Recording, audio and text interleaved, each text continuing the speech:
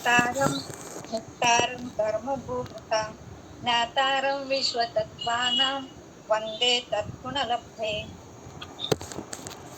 जो मोक्ष मार्ग के नेता है, कर्मरूपी पर्वतों को भेदने वाला है और जिसने विश्व तत्वों को ज्ञाता है, उनकी मैं उनके समान गुणों की प्राप्ति करने के लिए नमस्कार करती हूँ।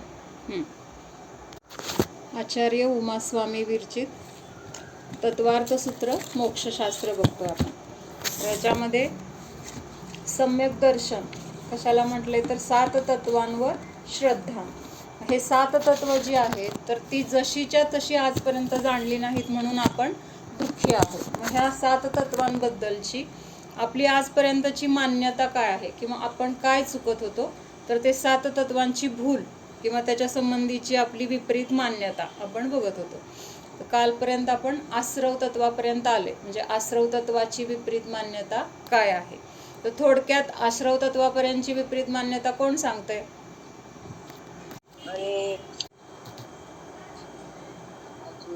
म्हणजे जे सोडून देण्यायोग्य आहे त्याला आपण चांगलं मानतोय आणि जे चांगलं आहे त्याला वाईट मानलं जाते. म्हणजे आश्रव हे कसे आहेत तर नियमाने हेही आहेत, सोडून देण्यायोग्य आहेत. अजून कोणीतरी सांगा एक जण. जीवाला शरीर समजतो आणि मी जीवाचा कर्ता आहे, भोक्ता आहे असं तो समजतो. आणि आजीवाला हे जीवालाच अजीव मानतो. म्हणजे जीव काय शरीरालाच तो जीव मानतोय. बरोबर, शरीरालाच जीव मानतो आणि शरीरालाच काय तोच कर्ता आहे, तोच भक्त आहे असं समजतो. पर्यायालाच अस्तित्व मानतो. प्राप्त 2 द्रव्यांची जी मिसळ झालेली पर्याय आहे त्या पर्यायामध्येच एकत्व करतो. जीव आणि शरीर 2 वेगवेगळे आहेत पण पर्याय मात्र एकच मानतो. पण त्याच्यामध्ये तो एकत्वच करतोय, 2 वेगळे आहेत असं जाणत नाही. अजून आश्रव तत्वाचं हिंसादी हे सगळे पाप आहे, ते हे आहे असं तो समजतो. आणि अहिंसादी क्रिया म्हणा ते पुण्य, त्याच्यामुळे आपल्याला पुण्य मिळते असं तो समजतो. म्हणजे ते सुखाला कारण आहे किंवा ते निर्जरेला मोक्षाला कारण आहे, ते मला करायचंय. म्हणजे असं तिथं काय आहे तर त्याच्याबद्दलची त्याची म्हणजे असं हे आपण 3 तत्वांसंबंधी आपली चुकीची मान्यता बघितली. आता बंध तत्वाबद्दलची काय चुकीची मान्यता आहे ते सांगतायत. 5 पापांना भिवून त्याचा त्याग करू इच्छितो, त्याच्या फळाला घाबरतो. कशाच्या? पापांच्या. म्हणजे पापांचा त्याग करतोय पण कुठल्या अपेक्षेने करतोय ती अपेक्षा सांगितली इथं. म्हणजे त्याचं जे फळ मला भोगावं लागेल ते फळ नको म्हणून तो पाप करत नाही. भाव लक्षात येतोय का? काय म्हणायचंय की 5 पापांना तर तो करत नाहीये, पण कशासाठी करत नाहीये? जर मी 5 पापं केली तर मला पुढं जाऊन दुःख भोगावं लागेल अशी मान्यता आहे. म्हणजे तिथं काय मान्यता पाहिजे? योग्य मान्यता काय असली पाहिजे? संबंधीची मान्यता सुद्धा काय पाहिजे की पाप कशासाठी करतोय? जर मी हे पाप केलं तर मला शिक्षा होईल. म्हणजे ह्याचा अर्थ जर मला शिक्षा झाली नाही तर ते पाप करायला मला काय प्रॉब्लेम नाही. कळलं का? आता इथं काय आहे, मला चोरी करायची, एक वस्तू पडली आहे, काही सोन्याची असेल, पैसे असतील आणि तिथं कोणच नाहीये दुसरं, मग ती वस्तू तर मला घ्यायची आहे. पण तेवढ्यात घ्यायला गेल्यानंतर लक्षात आलं की वर CCTV आहे. आता मग आपण ती वस्तू घेतली नाही. आता आपण पाप तर केलं नाही असं दिसतंय, वस्तू चोरली नाही असं दिसतंय, पण का चोरली नाही वस्तू? त्याच्या मागचं कारण काय आहे? कळतंय का? म्हणजे चोरी ही वाईट आहे, ते करायलाच नाही पाहिजे. मग तिथं CCTV असो किंवा नसो, मला चोरी करणं हे माझ्यासाठी किंवा ते पाप आहे, ते करणं चुकीचं आहे म्हणून करायची नाही. म्हणजे पुढं जाऊन मला काहीतरी शिक्षा होईल, कुणीतरी मला काहीतरी चोर म्हणेल, ह्याच्यासाठी मी जर चोरी करत नसेल तर ती त्याच्या मागची माझी जी मान्यता आहे ती मान्यता चुकीची का बरोबर आहे? म्हणजे कोणी नाही बघताना पापं केली तर चालतात. आता सगळे लक्षात येईल लोकांना असं म्हणून करायचं नाही, किंवा लोक मला नावं ठेवतील म्हणून करायचं नाही, पुढं जाऊन मला ह्याचं काहीतरी दुःख भोगावं लागेल म्हणून करायचं नाही. ह्याच्यापेक्षा ती गोष्ट वाईट आहे आणि ती करणं चुकीची आहे असं समजून त्या गोष्टीला न करणं, तर हे काय आहे तर योग्य आहे. दोन्हीमधला फरक लक्षात येतोय का? म्हणजे शिक्षा होईल ती शिक्षा होऊ नये म्हणून फक्त चोरी करत नाहीये. शिक्षा होत नसली तर तिथं चोरी करायला मला काही प्रॉब्लेम नाही, असं तिथं काय आहे पाठीमागून त्याचा अर्थ निघतो. मग ह्या अर्थाने जर आपण पाप करत नसेल तर ते पाप आपण सोडलेलं नाही, फक्त क्रियेतून सुटलंय, पण आपल्या भावनेतून, आपल्या मनातून किंवा आपल्या मान्यतेतून ते पाप आहे असं आपल्याला वाटत नाही. पटतंय का सगळ्या? CCTV नसो, कोणी बघणारं नसो आणि अगदी करोडोचा हिरा पडलेला आहे, पण ती वस्तू घेणं माझ्यासाठी काय आहे तर चुकीचं आहे, किंवा ती असं चोरून घेणं किंवा आपलं नसलेली वस्तू घेणं हे पाप आहे. म्हणून नाही घेणं आणि कोणीतरी बघल म्हणून नाही घेणं, ह्याच्या मागं काय आहे तर दोन वेगळ्या भूमिका आहेत. मग त्या दोन भूमिकामध्ये योग्य भूमिका कुठली आहे? कुणी बघो अथवा न बघो, ती वस्तू माझी नाही ना, मग माझा त्याच्यावर काही हक्क नाही. भले मला खूप गरज असेल तरी पण माझं नाही आहे म्हटल्यानंतर मी ते घेऊ शकत नाही. असं तिथं पूर्ण आपलं काय असणं, विश्वास असणं, किंवा त्या पापाला तिथं जरासुद्धा आपल्याला करायचे भाव न होणं, ही गोष्ट चुकीचीच आहे अशी आपली पूर्ण मान्यता किंवा विश्वास असणं, तर हे काय आहे तर तिथं योग्य झालं. पण इथं काय सांगितले, बंध तत्वाची भूल, 5 पापांना त्याग तर करतोय, पण कशासाठी करतोय तर पुढं जाऊन मला त्याचं फळ तिर्यंच किंवा नरकगतीमध्ये जावं लागेल, तिथं मला नरकामध्ये खूप दुःख भोगावं लागेल म्हणून नको. नाहीतर तिथं नरकात जायला लागलं नसतं तर मग मी ते घेतलं तर मग चाललं असतं, मला काही त्याची शिक्षा मिळत नाहीये ना, मला तुरुंगात जावं लागत नाहीये ना, मग ठीक आहे मग मी घेतो. म्हणजे असं तिथं काय आहे तर पाठीमागची त्याची अपेक्षा आहे, म्हणून ते काय आहे तर चुकीची मान्यता आहे. म्हणजे तिथं हेतुपूर्वक किंवा स्वपर भेद विज्ञानपूर्वक त्या 5 पापांचा त्याग नाही. ही वस्तू माझी नाही किंवा ही वस्तू मी घेतल्यानंतर त्याच्या मागचं काय, म्हणजे त्याच्यामध्ये माझं जे ममत्व आहे किंवा त्या गोष्टीबद्दल मला जो मोह आहे, तर तो मोह माझ्या दुःखाचा कारण आहे. आणि त्यामुळं कुणी बघू अथवा न बघू, तो मोहच काय करणार आहे, मला पुढं जाऊन दुःख देणार आहे, किंवा तो मोह वाईट आहे, तो चुकीचा आहे, त्यामुळे त्या गोष्टीचा माझा काही संबंध नाही. म्हणून तिथं त्याचा त्याग करणं, भेद विज्ञानपूर्वक 5 प्रकारची पापं न करणं हे खरं योग्य आहे. पण आपण काय करतोय तर ती पुढं जाऊन मला कोणीतरी नावं ठेवतील, माझी बदनामी होईल म्हणून जर ते सोडत असेल तर ते खरं सोडणं नाही, तर भिवून सोडणं आहे. म्हणजे शिक्षा नसली तर सर्व पापे करण्यात मला आनंद आहे. चोरी केली असती पण CCTV मध्ये दिसेल, पकडलं जाईल, शिक्षा होईल, सगळ्या लोक मला चोर म्हणून बघतील, मग हे सगळं मला सहन होणार नाही, माझा अपमान होईल, म्हणून मी ती चोरी करणार नाही. असं जर मानत असेल तर चोरी न करताही त्याला चोरलेल्याचं पाप आहे.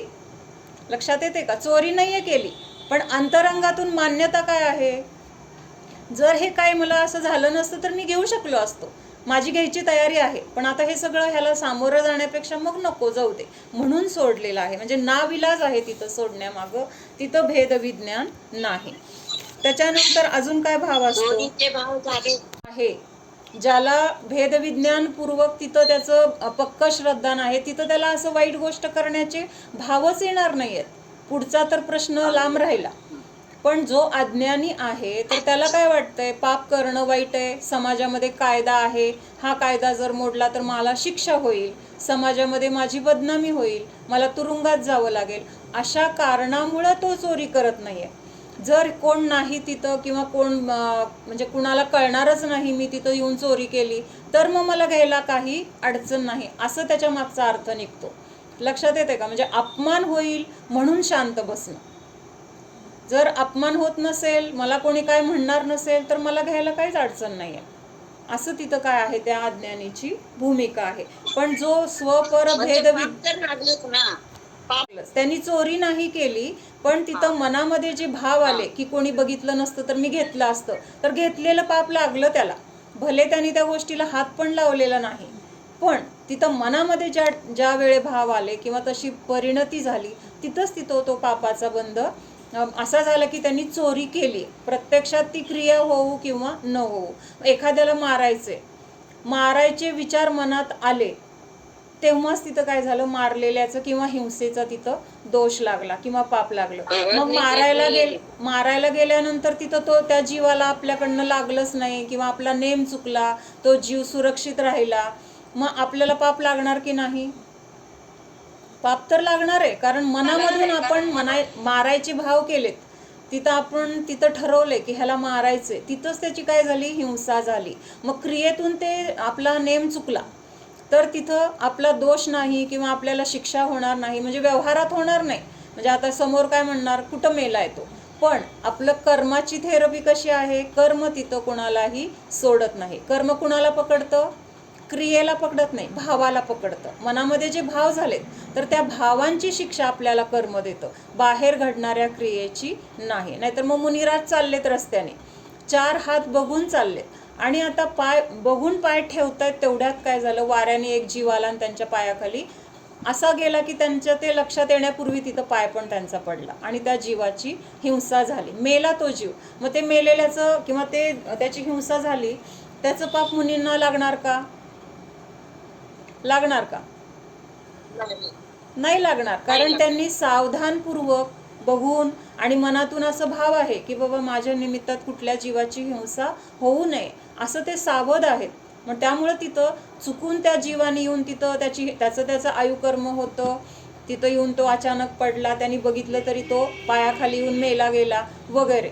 पण तिथं त्यांच्या परिणामामध्ये काय होतं, अहिंसेचे परिणाम होते किंवा कुठल्याही जीवाला दुखावलं जाऊ नये असं त्यांचं काय होतं, आचरण किंवा त्यांचं चालणं होतं. त्यामुळं तिथं तो जीव मेला तरी हिंसा नाही. म्हणून काय आहे, तर फळ कशाचं आहे, क्रियेचं नाही आहे, आपल्या परिणामामध्ये काय आहे त्याचं फळ आपल्याला मिळतं. त्याच्यानंतर अजून काय आहे, दुसरी मान्यता, 5 पाप कशासाठी सोडायची, जर आता आपण याचा त्याग केला, आता आपण जिथं ती वस्तू पडली आहे तिथून उचलून आपण काय, समजा आता पैसे आहेत, आता इथं कोणाचे पडलेत, आपण तर घेत नाही, आपल्याला कळतंय की हे चूक आहे, चोरी आहे, म्हणून आपण उचलले आणि मंदिरामध्ये नेऊन टाकले. समजा एक 500ची नोट आहे, किंवा तिथं कुठल्या तरी एका माणसाला दिलं आणि म्हटलं की बाबा इथं कोण विचारायला आलं तर हे तुम्ही द्या, असं म्हणून त्या माणसाकडे दिले आणि आपण निघून गेलो. मग परत थोड्या वेळाने काय झालं, ती नोट ज्याची पडली तो माणूस आधी तिथं आलेला असतो की नाही त्या जागेवर, मग त्या जागेवर तो येतो आणि तिथं आपली पैसे असतील, वस्तू असेल, तिथं आहे का बघतो, आणि तिथं ती वस्तू दिसत नाही म्हणल्यानंतर त्याला काय होते, आकुलता होते. मग ती आकुलता होण्यासाठी कारण कोण आहे, आपण झालो की नाही कारण. भले आपल्याला चोरीचा भाव नव्हता, आपण त्या माणसाकडे दिली, योगायोगाने तो माणूस आणि हा माणूस ह्यांची गाठ पडली नाही, त्यामुळे त्याला कळलंच नाही की आपले 500 रुपये किंवा वस्तू त्या माणसाकडे, आणि तो काय केला, तिथं शोधला आणि निघून गेला, माझे पैसे हरवले म्हणून. म्हणजे त्याचे पैसे असून आपण त्या दुसरीकडे ठेवायला सांगितलेले होते द्यायला, तरी पण त्याला मिळाले नाहीत. पण त्याला जी आकुलता झाली, त्या आकुलतेला कारण आपण आहोत, आपण निमित्त ठरलो. जर ती वस्तू तिथंच ठेवली असती, 5-10 मिनिटांनी किंवा तासांनी तो आला आणि त्याला वस्तू तिथं मिळाली तर काय होणार, त्याचं तिथं दुःख जे होतं झालं असतं ते होणार नाही. मग आपण तरी ती गोष्ट करायची नाही, आता कोणी करल दुसरं, म्हणून आपण करूया असं म्हटलं तरी सुद्धा आपणच त्याला कारणीभूत आहोत. दुसरं कुणी केलं तर त्याचं फळ त्याला मिळणार आहे. म्हणून पूर्वी असं म्हणायचे, चांगलेच होते ना ग, आपले भाव पण चांगले होते, पण तरी सुद्धा ज्या व्यक्तीची ती वस्तू होती त्याला आकुलता झाली की नाही, तुझीच असेल वस्तू, समज तुझीच वस्तू आहे आणि अगदी ती दान मंदिरात गेले तुझे पैसे, असंही नाही की त्या माणसाने कुणी नेले, पण तुला काय वाटणार, माझे पैसे इथं पडले होते, कुणी घेतले, काय घेतले, म्हणून तुला जे काही कशाय होतील, आकुलता होईल, तर त्या आकुलतेला, त्या दुःखाला कारण कोण झालं, ज्यांनी ती वस्तू उचलली. भले त्यांनी स्वतःसाठी नाही वापरली, पण तिथं काय केलं, त्यांनी त्या ठिकाणाहून उचलून दुसरीकडे ठेवण्याचं काय झालं, त्याच्याकडनं निमित्त झाला तो माणूस किंवा ती व्यक्ती, आणि त्यामुळं त्या माणसाला व्हायचं ते दुःख झालंच. समजा आपला मोबाईलच विसरला, आता पैशाचं पण एवढं महत्त्व वाटत नाही, पण मोबाईल विसरला आणि जर तो आपण थोड्या वेळाने लक्षात आला, अरे आपण तिथं विसरलाय, आणि गेलो आणि पटकन मिळाला, किती हायसं वाटतं आपल्याला. आणि समजा नाही मिळाला, किती आकुलता होते. मग आपण मोबाईल तर घेऊ शकतो परत, असं नाही की घेऊ शकत नाही, किंवा तेवढी आपली क्षमता पण आहे, तरी पण आपल्याला किती दुःख होतं. मग हे जे दुःख आपण होतं, दुसरं कोणीतरी चोरेल म्हणून आपण जर तो मोबाईल ठेवून घेतला, त्या माणसाला त्याच्या जवळच्या कुठल्या तरी व्यक्तीला त्याच्यातनं फोन करून सांगितलं केलं, तर त्याला तो मिळाल्यानंतर त्याला आनंद होणार नाही का, की बाबा बरं झालं तू हे सांभाळून ठेवलं, दुसरं अगदी कोणीतरी मग तू चोरलं. डायरेक्ट फोन करून त्याला नेऊनच दे, पण ह्या सगळ्या गोष्टी अशाच घडतील असं नसतं ना. मोबाईलच्या बाबतीत एक वेळ शक्य आहे, पैसा आहे किंवा दुसरी कुठली तरी वस्तू आहे, तुला माहीतच नाहीये ती वस्तू कुणाची आहे, म्हणजे आपल्याला सर्वसाधारण त्याच्या मागचं लक्षात आलं पाहिजे गणित. एक मोबाईल आता कसं त्याच्यात नंबर असतात किंवा त्याच्यात सुद्धा ते जर पासवर्ड टाकला असला ना, आपल्याला पासवर्डच माहित नाही, कुणाला फोन करणार आपण, म्हणजे खूप अडचण आहेत. मग सगळ्यात त्यातला मुख्य हेतू काय आहे, जर आपण ती वस्तू उचलली तर त्या वस्तूच्या निमित्तामध्ये ज्याची ती वस्तू आहे त्याला जे काही दुःख होणार आहे त्याला कारण कोण आहे, निमित्त कोण आहे, आपण आहे. मग पुन्हा काय होणार, आपण असं केल्यानंतर पुढं कुठंतरी असे आपले पण उदय येणार की आपली पण वस्तू गहाळ झाल्यानंतर आपल्याला पण तशा स्वरूपाची आपुलता होणार. म्हणजे आपल्याला होऊ नये म्हणून पण करायची नाहीये, पण माझ्या निमित्त दुसऱ्यांना दुःख नको असं आपल्याला अंतरंगातून वाटलं पाहिजे. तर दुसरं काय आहे की 5 पापांचा तर त्याग करतो आत्ता, पण कशासाठी, पुढं जाऊन मला स्वर्गामध्ये भरपूर सुख भोगायला मिळेल. इथं सगळं काय आहे, प्रतिकूलता आहे, ते पुढं जाऊन मला तिथे सगळी अनुकूलता मिळेल, म्हणून तिथं काय करतो तर पापाचा किंवा भोगांचा त्याग करतो. म्हणजे तिथं सुद्धा काय झालं, आत्ता सोडलं तर पुढं मला भरपूर मिळावं, म्हणजे ही सुद्धा काय आहे तर विपरीत मान्यता आहे. किंवा मला विदेह क्षेत्रात जन्म मिळावा, मला भोगभूमीत जन्म मिळावा, मग जर मी आत्ता सगळा त्याग केला तर मला तिथं पुढे जाऊन हे सगळं मिळणार आहे. अशा दृष्टीनं जर ते केलं तर ते काय आहे, विपरीत मान्यता आहे. त्याच्यानंतर अजून काय सांगितलंय, पापबंध, आपण पापाला घाबरतो, पण एखादी क्रिया मग ती शुभ असेल किंवा अशुभ असेल, त्या दोन्ही क्रियांच्या वेळेस आपल्याला 8 प्रकारचा किंवा 7 प्रकारचा कर्मबंध होतो. म्हणजे 8 कर्मामध्ये 4 प्रकारचे घाती कर्म आहेत, 4 प्रकारचे अघाती कर्म आहेत. बरोबर आहे, इथंपर्यंत सगळ्यांना लक्षात येत आहे. 8 मधले 4 घाती कर्म आहेत, 4 अघाती कर्म आहेत. मग हे जे घाती कर्म आहेत ना, तर एखादी क्रिया केल्यानंतर भले आपण शुभभाव केला तर त्या शुभभावामध्ये फक्त अघातीमध्येच काय होणार आहे, पुण्याचा बंध होणार आहे. घाती कर्मामध्ये तर नियमाने पापाचाच बंध होणार आहे. कितीही उत्कृष्ट पुण्य असेल, आपण दान देतोय, आपण अगदी उत्कृष्ट भावना आहे, मंद कशा आहेत, विशुद्ध परिणाम आहेत, किंवा आपल्याला सगळ्यांना मदत करायचे भाव आहेत, जे जे काही उत्कृष्ट आहे, तर त्या परिणामाचं फळ सुद्धा घाती कर्माचं काय मिळणार आहे, पापरूप बंधच आहे. फक्त तिथं त्या म्हणजे कर्माची तीव्रता कमी बांधली जाईल, पण तिथं घाती कर्माचा जो बंध होणार आहे तर तो नियमाने पापाचाच बंध होणार आहे. का बरं, तर घाती कर्मामध्ये पुण्य प्रकृतीच नाही आहेत. ज्या काही प्रकृती आहेत तर त्या घाती कर्मामधल्या सगळ्याच्या सगळ्या प्रकृती कशा आहेत, पापरूपच आहेत. म्हणजे जे जे काही प्रकृतीचा बंध होणार आहे तर तो पापरूपच होणार आहे. आणि अघाती कर्मामध्ये काही पापरूप आहेत आणि काही पुण्यरूप आहेत. मग जेव्हा आपण शुभ भाव करणार तर तेव्हा फक्त अघाती कर्मामध्ये तिथं पुण्यकर्माचा बंध होणार आहे. आणि जर आपण पाप क्रिया केली किंवा पाप भाव केला तर त्यावेळेस घाती कर्म आणि अघाती कर्म दोन्हीमध्ये पण पाप कर्माचाच बंध होणार आहे. लक्षात येते का सगळ्यांच्या काय म्हटलं मी, जे घाती कर्माच्या प्रकृती आहेत, घाती कर्म कुठली आहेत, साता असाता असे 2 तिथं, म्हणजे 7 प्रकृती पुण्यरूप आहे. म्हणून हे जे 4 आत्ता बघितलेले ज्ञानावरण, दर्शनावरण, अंतराय आणि मोहनीय, हे जे 4 घाती कर्म आहेत, तर ह्यांच्या जर आपण प्रकृती बघायला गेलो, म्हणजे त्यांचे जे भेद आहेत, ज्ञानावरणाचे आपण काल बघितले होते 5 भेद आहेत. कुठले, मती ज्ञानावरण, श्रुत ज्ञानावरण, अवधी ज्ञानावरण, मनपर्यय ज्ञानावरण आणि केवल ज्ञानावरण.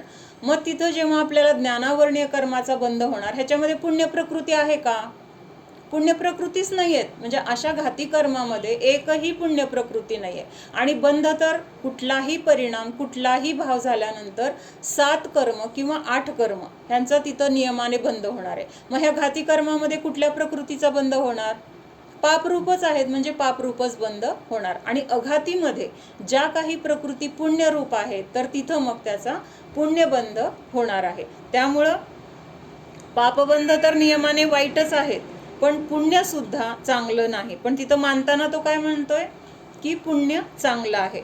घाती कर्मामध्ये 2 प्रकारच्या प्रकृती आहेत, पुण्यरूप प्रकृती आणि पापरूप. आता उदाहरणार्थ वेदनीय कर्म आहे. वेदनीय कर्माच्या 2 प्रकृती आहेत किंवा वेदनीय कर्माचे 2 भेद आहेत, प्रकार आहेत. कुठले कुठले? सातावेदनीय आणि असातावेदनीय. मग जर आपला शुभभाव झाला तर त्या शुभभावामध्ये आपल्याला तिथं सातावेदनीय कर्माचा बंध होणार. जर आपण पाप भाव झाला आपल्या मनामध्ये किंवा तीव्र कषाय झाले तर तिथं काय होणार आहे? मग असातावेदनीय कर्माचा बंध होणार आहे. किंवा आता गोत्रकर्म घेतलं तर त्यावेळेस गोत्रकर्माचा कुठला बंध होईल? पापभाव असेल तर नीच गोत्राचा बंध होईल, शुभभाव असेल तर कुठलं उच्च गोत्राचा बंध होणार. म्हणजे अशा नामकर्म आहे. त्याच्यानंतर अजून आयुकर्म आहे. मग ह्याच्यामध्ये काय होणार आहे? ज्या शुभ प्रकृती आहेत तर शुभभावाने ह्या शुभ प्रकृतीचा बंध होणार आहे. पण ह्या शुभभावाने घाती कर्मामध्ये कुठले कर्म बांधले जाणार आहेत? कुठल्या प्रकृती बांधल्या जाणार आहेत? नियमाने पापच बांधलं जाणार आहे, कारण त्याच्यामध्ये पुण्य प्रकृती असा भेदच नाही. जसं अघातीमध्ये पुण्य प्रकृती आणि पाप प्रकृती भेद आहे, पण घाती कर्मामध्ये फक्त सगळ्या पाप प्रकृतीच आहेत. घाती प्रकृती तो सब पाप रूप ही है. पुण्य पाप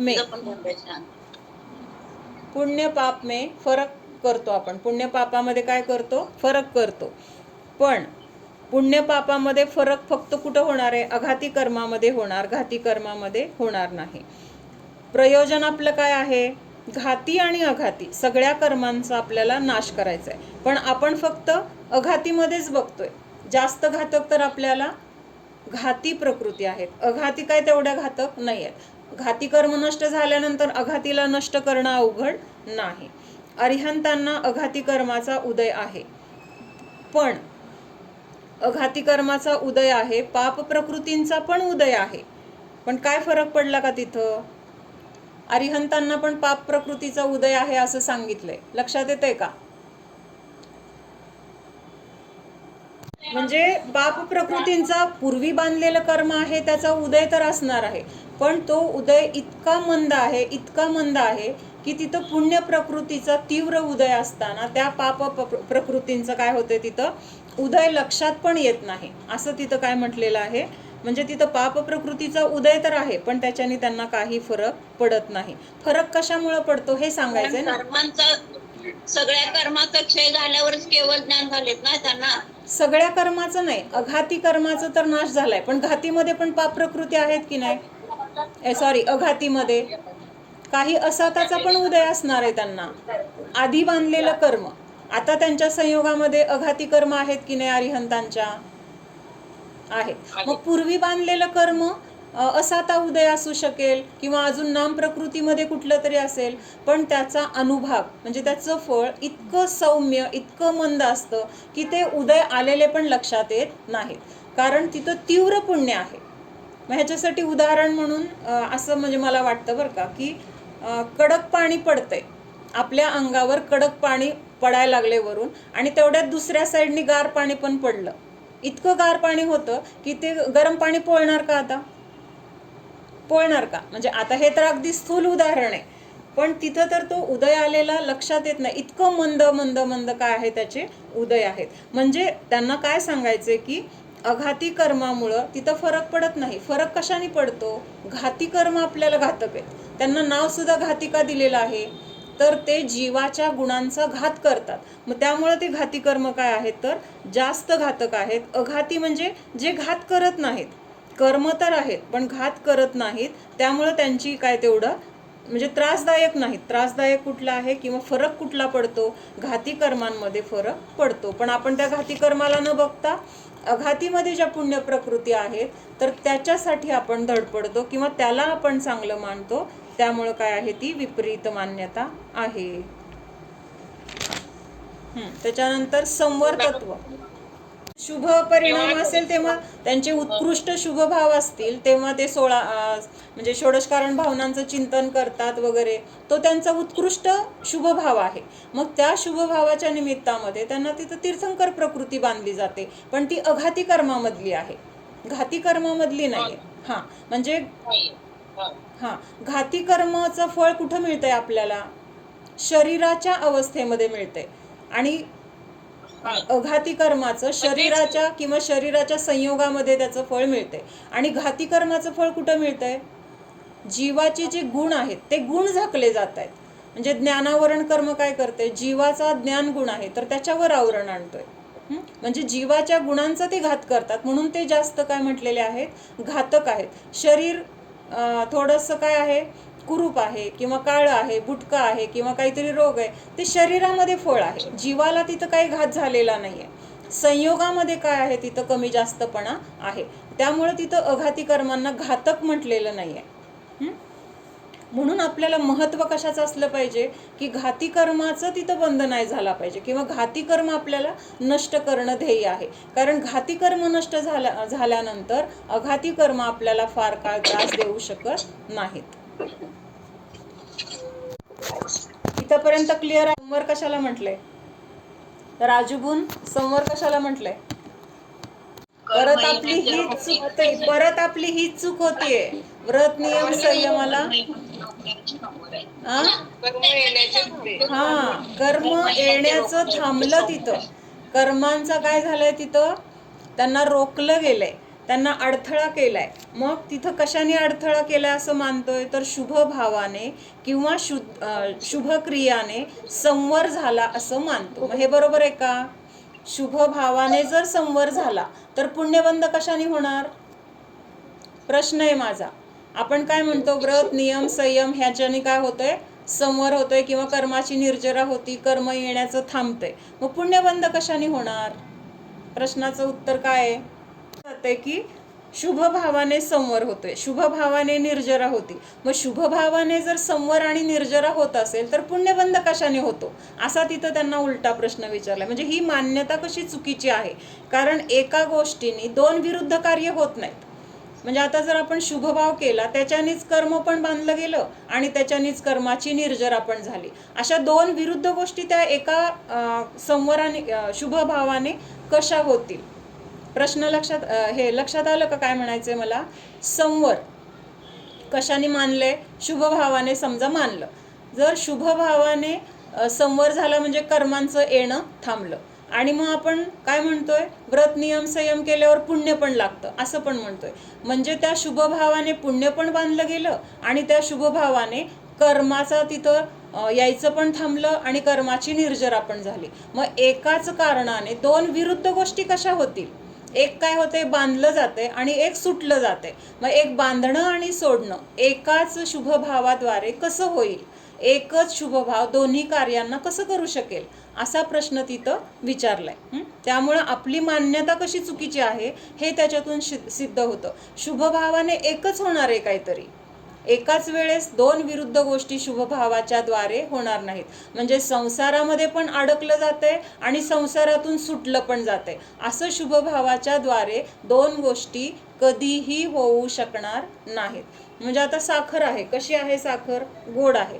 मग आता साखर एकच काम करणार, कशात जरी गेलं तरी काम काय करणार? त्या पदार्थाची तिथं म्हणजे गोडी, म्हणजे साखरेची गोडी त्या पदार्थामध्ये जाणवणार. कारण त्याच्यामध्ये साखर आहे, साखरीचं अस्तित्व आपल्याला तिथं गोडीच्या द्वारे लक्षात येणार. पण आता साखर आहे, आपल्याला गोड पाहिजे म्हणलं एका पदार्थात टाकल्यावर गोड व्हायला पाहिजे, आणि एक पदार्थ आपल्याला तिखट पाहिजे म्हणून त्याच्यात साखर टाकली आणि तो पदार्थ तिखट झाला. असं होऊ शकेल का? प्रश्न लक्षात येतोय का? साखरच आहे तर साखर फक्त गोडीचंच काम करणार, गोड पण काम करणार, तिखट होण्याचं पण काम करणार, असं होऊ शकणार नाही. मग तसं सांगितले की शुभभावाने जर संवर मानला तर तिथं पुण्य कशाने होणार? म्हणजेच शुभभावाने पुण्यबंधच होणार आहे, संवर किंवा निर्जरा होऊ शकत नाही. हे पक्क करायचंय आपल्याला. इतकं ते पक्क झालंय ना काय, की व्रत नियम संयम म्हणजे संवर आणि निर्जरा, व्रत नियम संयम ह्याच्याने संवर आणि निर्जरा होणारच, ह्याच्याने मोक्ष होणारच अशी आपली मान्यता आहे. पण पुण्य वेगळं आहे आणि संवर निर्जरेचं जे कारण आहे तो शुद्ध भाव वेगळा आहे. संवर कशाने होणार आहे? फक्त शुद्ध परिणामाने होणार आहे. पुण्यभावानेच बंध आणि पुण्यभावानेच मुक्ती कसे शक्य आहे? विरुद्ध कार्य एकाच कारणाने होणे अशक्य आहे. कुठं करायचंय? मान्यतेमध्ये बदल करायचाय. त्याच्यानंतर पुढं काय सांगितलंय? दोन सारखी कारणं आहेत. आता दोन सारखी कारणं म्हणजे संवर आणि निर्जरा समान आहेत की नाही? समान म्हणजे काम दोघांचं एकच आहे. एक काय करतंय? कर्माला येऊ देत नाहीये, आणि दुसरं काय करतंय? जे आलेले आहेत त्यांना हकलून काढतंय. म्हणजे काय करतंय तिथं? आत्म्यामध्ये शुद्धीकरणाचंच काम आहे दोघांचं पण. संवर पण काय करतोय? नवीन कर्माला यायसाठी तिथं अडथळा करतोय. आणि निर्जरा काय करतोय? तर जे पूर्वी आलेलं कर्म आहे तर ते कर्मांना बाहेर काढण्याचं काम निर्जरेच्या द्वारे होते. म्हणून तिथं समान कारण आहेत, आणि त्या दोघांचं काम मात्र काय आहे? एक आहे. काय काम आहे? आत्म्याला शुद्ध करणं, किंवा आत्म्यामध्ये जी मलिनता आहे कर्माची, कषायांची, तर त्या मलिनतेला बाहेर काढणं. म्हणून इथं ह्या दोन सदृश्य म्हणजे संवर आणि निर्जरेच्या द्वारे मोक्षाची सिद्धी होते, बाकी कुठल्याही द्वारे होत नाही असं त्यांना सांगायचंय. शुद्धोपयोगानेही फक्त संवरच होतो, पुण्यबंध होत नाही. म्हणजे आता इथं काय सांगितलंय? शुभ क्रियेच्या द्वारे पुण्यबंधच होणार, संवर आणि निर्जरा होणार नाही. काय म्हटलं मी? शुभ क्रियेच्या, शुभ भावांच्या द्वारे संवर आणि निर्जरा होणार नाही. काय होणार तिथं? पुण्यबंधच होणार. तसं शुद्धोपयोगाच्या द्वारे तिथं काय होणार आहे? निर्जराच होणार आहे, पुण्यबंध होणार नाही. लक्षात आलं का वाक्य काय आहे? शुद्धोपयोगाच्या द्वारे, तिथं कितीही शुद्धोपयोगामध्ये राहिलं आणि मग मला तिथं थोडंसं पुण्य पण मिळालं असं होऊ शकणार नाही. शुद्धोपयोगाच्या द्वारे काय होणार आहे? नियमाने तिथं कर्माची निर्जरा होणार आहे, आणि आत्मसुख आपलं तिथं आपल्याला मिळत राहणार आहे. ऐकायला खूप सोपं आहे, पण तिथं आपल्याला अनादिकाळापासून एवढे संस्कार आहेत. कसले संस्कार आहेत? शरीर, संसार, परिग्रह, 5 इंद्रिय, त्या 5 इंद्रियांचे विषय, सतत काही ना काही मागणी चालू असते. त्यामुळे आपण शुद्धोपयोगामध्ये राहण्याचा म्हणजे आपल्याला ते लगेच जमणार नाही असं आहे. म्हणजे म्हणून तर सांगितलंय ना की बाबा शुद्धोपयोगामध्ये राहू शकत नाही खूप वेळ, मग त्याच्यासाठी तुम्ही शुभाचं अवलंबन घ्या असं सांगतात आपल्याला. शुद्धोपयोग सगळ्यात बेस्ट आहे, पण तो मिळवण्यासाठी आपल्याला प्रयत्न पण करणं तेवढंच काय आहे? गरजेचं आहे. आणि म्हणून आपण मग त्यासाठी काय करायला पाहिजे? रोज थोडा वेळ तरी स्वतःच्या आत्म्याचं ध्यान करायला पाहिजे. तर आपल्याला तिथं शुद्धोपयोग मिळेल, किंवा आपल्याला शुद्धोपयोग समजेल. आणि मग हळूहळू काय होतं? सवय होत जाते, मग त्याच्यामध्ये वाढ होत जाते, स्थिरता वाढत जाते. आत्म्याचा अनुभव घेण्यामध्ये मग कसा आनंद आहे ते लक्षात येतं. म्हणजे हे सगळं काय होणार आहे? प्रॅक्टिसने होणार आहे. म्हणून रोज काय करायला पाहिजे? शुद्धोपयोगामध्ये राहण्यासाठी प्रयत्न करायचा आहे. म्हणजे एका कमी होते त्यावेळेस जेव्हा आपण आत्म्यामध्ये राहणार तेव्हा बाहेरचं पण कोण येत नाही, आणि जे घरातलं आहे ते पण काय होतात? मग निघून जातात.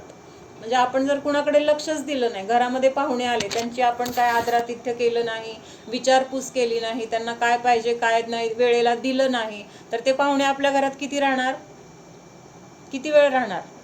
नको, इथं आपल्याला कोण विचारत नाही, चला आपण आपल्या घरी निघून जाऊ असं म्हणून. म्हणजे तसं ते कर्म पण काय होतं? मग राहत नाही आपल्या संयोगामध्ये.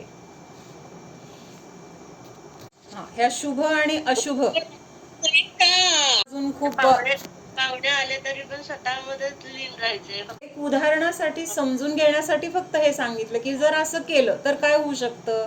तर तिथं कोणी राहायची तयारी ठेवेल का? मग नको बाबा, इथं आपल्याला कोणी विचारत नाही, पाणी सुद्धा विचारलं नाही, काय पाहिजे काय नाही, बरं आपलं घर नाही आपण हाताने तरी कसं घेणार, असा विचार करून ते निघून जातात. तसं इथं हे कर्म काय होतंय की स्वतःच्या आत्म्यामध्ये राहिले ना, मग त्याची स्थिती तिथं कमी होती. म्हणजे ते वर्षभर राहण्यासाठी बांधलं गेलं असेल तर काय होतंय? योग्य आहे का? की व्यवहारामध्ये सगळं बरोबर करायलाच पाहिजे. आदरातिथ्य किंवा देवाणघेवाण उलट व्यवस्थित करायला पाहिजे. आपल्या घरी जे आले त्यांचं सगळं व्यवस्थितच करायला पाहिजे. मी उदाहरणार्थ सांगितलं. समजा असा प्रसंग आला तर काय होईल? त्यांच्याकडे लक्ष दिलं नाही, किंवा आपणच गेलोय कुणाच्या घरी ना आपल्याला कुणी असं विचारपूस नाही केली, तर आपण काय करतो? त्यावेळेस तिथून लगेच निघून जायला बघतो, नको तिथं थांबायला, कधी एकदा आपल्या घरी जाऊ असं आपल्याला होतं. म्हणजे एक कर्माचं पण कसं पटापटा निघून जाणं होतं ते सांगायचंय मला.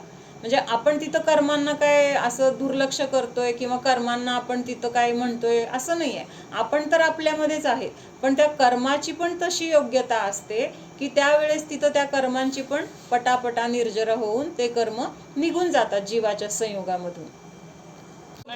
योग्य आहे विचारपूस करणं किंवा जिथं त्यांना जे काही पाहिजे आल्यानंतर त्यांना सन्मानाने वागवणं, किंवा भले मग तिथं ते आपल्या जवळचे असतील नसतील. आम्हा तर काय सांगायचं माहिती का, कधीतरी आपण त्या जीवाच्या संयोगामध्ये जाऊन पूर्वी त्यांना काहीतरी आपण पिडलेलं असतं, त्यांच्याबद्दल आपण काही निंदा केलेली असते किंवा त्यांना काही चुकीचं वागलेलं असतो. मग आपल्या घरी कोणीही येऊ दे, आपला शत्रू येऊ दे नाहीतर आपल्या जवळचं येऊ दे, तर पूर्वी मी त्यांच्याशी जे काही माझ्याकडनं चुकलं असेल किंवा माझ्या निमित्तात त्यांना त्रास दिला असेल त्याचं प्रायश्चित्त म्हणून तिथं त्यांच्याशी अतिशय चांगलं वागायचं असं सांगितले. भरपूर व्यवस्थित खायला प्यायला द्यायचं, चांगलं द्यायचं, पाहिजे तेवढं द्यायचं, असं आम्हा सांगायचं नेहमी. म्हणजे तिथं आपलं हे जेव्हा सदाचार म्हटलं जातं आणि ह्या गोष्टी करत असताना आपले परिणाम करणारा मी नाही ही मान्यता आपली पाहिजे. काय मान्यता पाहिजे? ते करणारा मी नाही म्हणताना म्हणावं, आपण म्हणतो की नाही हे माझं घर आहे, परवा आपण हे उदाहरण बघितलं होतं, हे माझं घर आहे किंवा आपलं नाव असतं त्या कागदपत्रांवर, पण ते घर कायमचं आपलं आहे का? जोपर्यंत आपण जिवंत आहोत तोपर्यंत म्हटलं जाईल, किंवा ते घर जोपर्यंत आपण विकत नाही तोपर्यंत ते आपलं म्हटलं जाईल. म्हणजेच कसं आहे, ते व्यवहाराने आपलं आहे. खरं आपलं आहे का?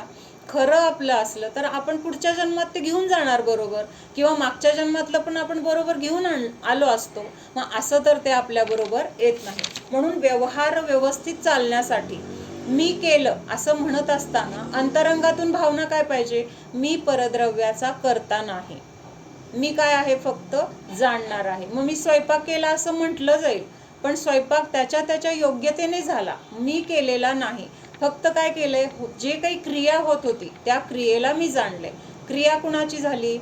त्या त्या पदार्थांची झाली आहे. ह्या शरीराची काही हालचाल झाली आहे, त्या हालचालीचा आणि त्या पदार्थांचं जे काही त्यांचं निमित्त नैमित्तिक संबंध होता त्या निमित्तामध्ये तो पदार्थ तिथं घडलेला आहे. पण तिथं आपण काय म्हणतो की मी केलं म्हणतो, त्याच्या मागं कर्ता बुद्धी नसली पाहिजे. लक्षात येते का प्राजक्ता?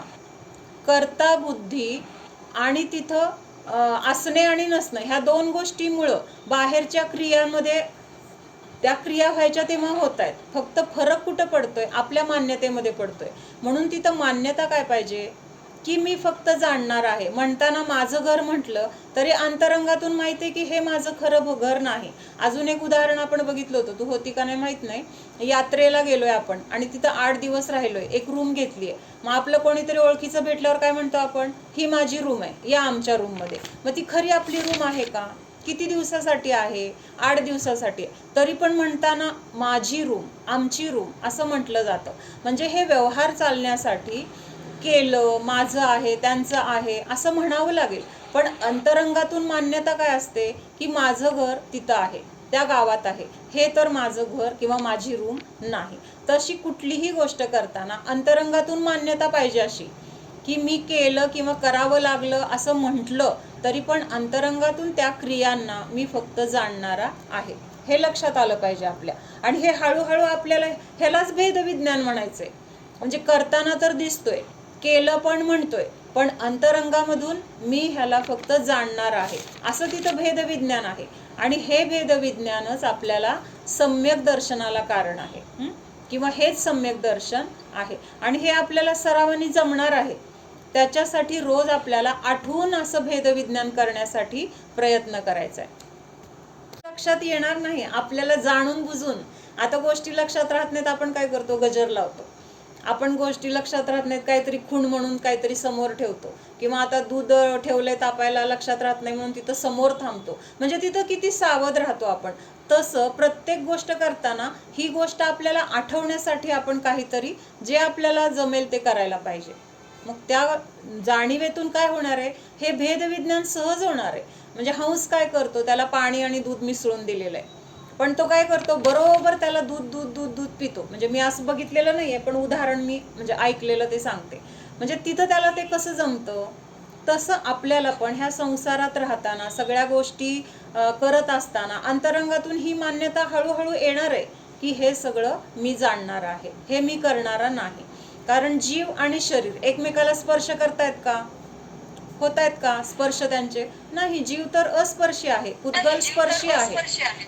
त्यामुळं तिथं काय होतंय की जीव त्या बाहेरचं, आता समजा कणिक असेल किंवा कपडे, जे जे काही वस्तूला आपण म्हणतो मी धुतलं, मी स्वयंपाक केला, मी ठेवलं, मी आवरलं, पण जीवाने तिथं प्रत्यक्षात स्पर्शच केला नाही. मग जीव कुठं करणार? करू शकणार आहे का?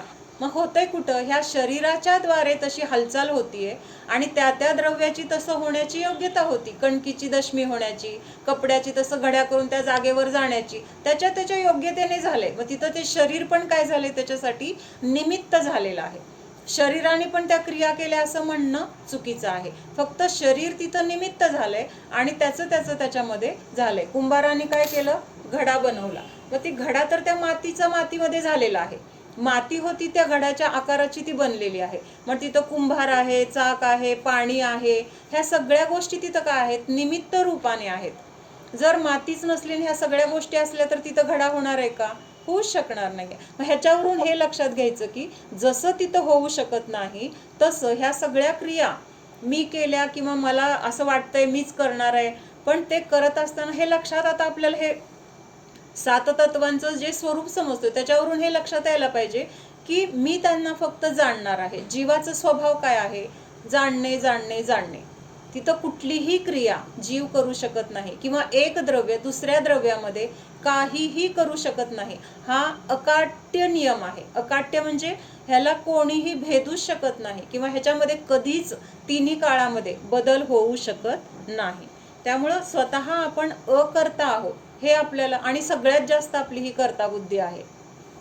एकत्व, ममत्व, कर्तृत्व आणि भोक्तृत्व ह्या 4 मध्ये सुद्धा म्हणजे कर्तृत्व जास्त आहे आपल्याकडं. मला करायचंय, मी करणारा, मी केलंय, मी मी मी मी मध्ये काय आहे तर कर्ता बुद्धी सामावलेली आहे. म्हणून आपण कसं आहोत तर वीतराग स्वभावी आहोत. आणि हा वीतराग भावच काय आहे तर निरपराध आहे. वीतराग भावाला काय म्हटले? निरपराध म्हटले. का निरपराध म्हटले? तर त्याच्या निमित्तामध्ये कुठला बंधच होत नाहीये, त्याच्यामध्ये कुठला अपराधच होत नाही. त्याच्या अपराध झाला तर काय होणार आहे? बांधलं जाणार आहे. मग वीतराग भावाच्या निमित्तात कुठलाच बंध नाही, त्यामुळे त्याला निरपराध आहे असं म्हटलेलं आहे. अपराधी कोण आहे मग? आणि अशुभ जे भाव आहेत तर ते दोन्ही काय आहेत? अपराधी आहेत. का अपराधी आहेत? तर त्यांच्या निमित्तात कर्माचा बंध आहे. शुभ असेल तरी कर्माचा बंध आहे, अशुभ असेल तरी कर्माचा बंध आहे. म्हणून त्यांना काय म्हटलेलं आहे? अपराधी. मग निरपराध कोण आहे? माझा शुद्ध स्वभाव वीतराग भावच निरपराध आहे. निर्जरा तत्वाचं काय आहे? तपाने निर्जरा होते असं उपचाराने म्हटलं जातं. आता तुम्ही मला फोडून सांगायचे की तपाने निर्जरा होती असं म्हणताना त्याच्या मागं अपेक्षा काय आहे? कोण सांगतंय? तपाने निर्जरा होती हे उपचाराने म्हटले. उपचाराने म्हणजे काय? त्या तपावर असा आरोप आला की तप केलं आणि त्यामुळे कर्माची निर्जरा झाली असं म्हटलं गेलं. मग नक्की काय झालंय तिथं? परवा आपण बघितलं होतं, उपवास केला महाराजांनी. मग काय झालं? त्या दिवशी त्यांना आहाराचे विकल्प नाहीत का? तर उपवास आहे. मग तिथं आहाराला उठायची गरज नाही, जायची म्हणजे धारणा धरून जायची गरज नाही, आहार घ्यायची गरज नाही. आहार घेतल्यानंतर परत काय असतं? गुरूंकडे जाऊन प्रतिक्रमण वगैरे करावं लागतं, ते करायची गरज नाही. कारण हा सगळा जो वेळ जात होता कशामध्ये? प्रतिक्रमणामध्ये, जाण्या येण्यामध्ये, विकल्पामध्ये, तर तो सगळा वेळ त्यांचा कुठं गेलाय? आता स्वतःच्या आत्मस्वरूपामध्ये राहिला गेल्यामुळे तिथं तो वेळ कुठं गेलाय? आत्म्यामध्ये गेलाय. आणि ह्या बाहेरच्या निमित्त झालं. हा म्हणजे हा उपवास निमित्त झालं किंवा कुठलं व्रत केलंय, कुठला काही त्याग केलाय, तर त्यावेळेस तिथं त्याचा जो तिथं वेळ म्हणजे महाराजांचा जो वेळ तिथं जात होता कुठं? त्या क्रियांमध्ये किंवा त्या विकल्पांमध्ये, तर तो वेळ आता त्यांनी स्वतःच्या शुद्ध आत्म्याला दिलाय आणि तिथं पुरुषार्थ स्वतःमध्ये राहण्यासाठी भरपूर केलाय. आणि त्यामुळं काय झालेलं आहे? त्या कर्माची तिथं निर्जरा झाली आहे. म्हणून तिथं मुख्य कारण दिसताना काय दिसतंय की तप केलंय किंवा ह्यांनी उपवास केला म्हणून तिथं त्यांची निर्जरा झाली. पण उपवासामुळे निर्जरा झाली आहे का तिथं शुद्ध अनुभवामुळे निर्जरा झाली आहे? नक्की ह्या 2 कारणामध्ये कशामुळे झाली आहे? स्वतःच्या आत्म्यामध्ये राहिल्यामुळे झालीये. स्वतःच्या आत्म्यामध्ये. हा, मग असं झालंय, पण ते निमित्त हा, झालं. मग हे लक्षात आपल्याला यायला पाहिजे. मग आपण शास्त्रामध्ये असं वाचतो कुठं कुठं की व्रत नियम संयम धारण केले की तिथं कर्माची निर्जरा होते. मग त्यांनी आपण काय समजतो, चला आता मी हे रविवार व्रत करणार, मी कुठलं षोडशकारण व्रत करणार आणि माझ्या तपाची निर्जरा होणार. पण त्या व्रतामुळे तिथं निर्जरा होणार नाहीये. ते व्रत करत असताना जर आपण स्वतःच्या आत्म्यामध्ये भरपूर राहण्यासाठी पुरुषार्थ केला तर तिथं शुद्धोपयोगाच्या मुळे तिथं काय होणार आहे, कर्म नवीन तर येणार नाही आणि पहिलं पण कर्म निघून जाणार आहे. म्हणून मुख्य कारण काकी एक मिनिट, आपण व्रत केलो बर का, आणि व्रत केल्यानंतर की नाही आपण म्हणतो की नाही की आता आपण देवाचंच केलंय थोडक्यात व्रत कुठलं तरी, आणि आपल्याला तिथं मीपणा किंवा अहंकार इगो झाला की नाही आता मी व्रत केले, आता माझं उद्यापन करायचंय किंवा समथिंग कुठलं काही कसं ना, मग तिथं किती मग ते व्रताचा काय उपयोग राहिला? किंवा जर मनात जर विचार वेगळे असतील, दुसऱ्यांना दाखवण्यासारखे असतील किंवा दुसऱ्यांना आपण समाजात आता एक म्हणतो की नाही, पण ते आपण जर एखादं व्रत घ्यायचं असेल तर आपण स्वतः ते आपल्यासाठी आत्म्यासाठी आपण घेतो हा विचार तेव्हा, आणि जर आपण समाजासाठी करत असेल तर मग त्या व्रताचा उपयोग काय? व्रताचा उपयोग नाही, व्रताचा उपयोग नाही, तिथं पुण्याचा बंध सुद्धा नाही, तर उलट नाही, शून्य आहे. उलट तिथं पापाचा बंध जास्त आहे. म्हणजे खाऊन पिऊन उलट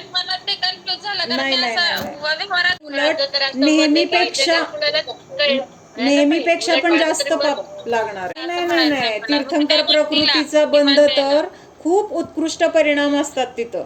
असे दाखवण्यासाठी मीपणासाठी 16 उपवास सलग केले तरी सुद्धा तिथं जर अंतरंगात भाव नसेल, शुद्धोपयोग नसेल, आत्म्याची तिथं म्हणजे रुची किंवा श्रद्धा नसेल तर ते सगळं व्यर्थ आहे. ते षोडशकारण व्रत असेल नाहीतर अजून कुठला त्याग असेल, चिडचिड वगैरे नाही. म्हणून उलट कषायांची तीव्रता जास्त झाली तिथं. म्हणून तर सांगितलंय आपली शक्तीनुसार करायचंय. मग आपली शक्ती तर नाहीये किंवा लोकांनी चांगलं म्हणावं, मोठेपणा मिळावा, सगळीकडे नाव व्हावं म्हणून मग ते व्रत केलं आणि अंतरंगातून चिडचिड, संयोगामध्ये कोण आहे त्याच्यावर चिडचिड, काय उपयोग आहे? मग ते व्रत नाहीच झालं. उलट तिथं आपण व्रत न करता समताभावाने मंद कषायामध्ये राहून ध्यान स्वाध्याय केलं तर तिथं जास्त पुण्य आहे. म्हणजे करू नका असं म्हणायचं नाहीये मला, पण आपली जेवढी शक्ती आहे त्या शक्तीला ओळखून करायला पाहिजे किंवा त्याच्यामध्ये अहम नकोय. हे उपवास करणारा पण मी नाही, ह्या उपवासाला जाणणारा मी आहे. कारण उपवास शरीराचा आहे, जीवाचा थोडाच आहे. जीव थोडंच अन्न ग्रहण करतो.